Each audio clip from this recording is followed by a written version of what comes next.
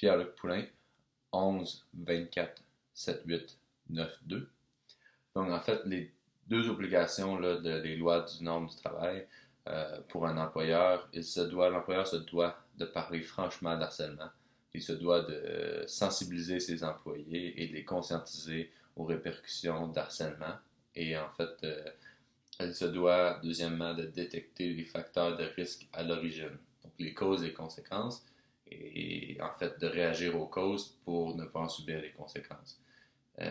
C'est les employés qui vont être les pionniers de ces stratégies-là, parce que ça peut être un employé peut au quotidien euh, harceler un autre employé sans même le savoir, ne serait-ce qu'en lui disant un commentaire que pour un employé A trouve bénin, mais à répétition, l'employé B, celui qui est harcelé, ça peut devenir très lourd pour lui. Et puis c'est là qu'on commence à parler de harcèlement.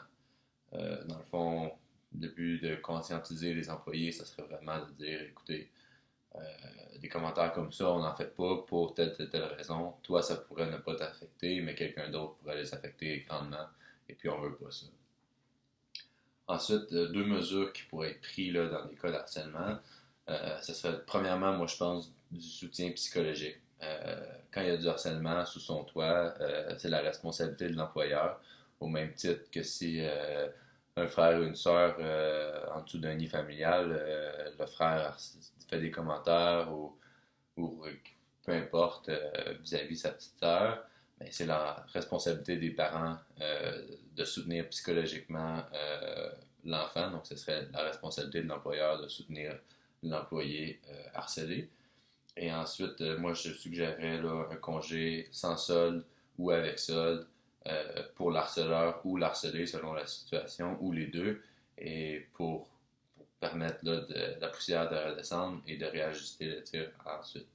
Et puis, pour le cas de François, moi, je suggérerais là, une formation professionnelle en diction, premièrement pour l'aider dans la vie de tous les jours à pallier son problème de bégaiement, et peut-être un cours à HEC Montréal en apparence publique pour apprendre à parler à un grand public sans être stressé.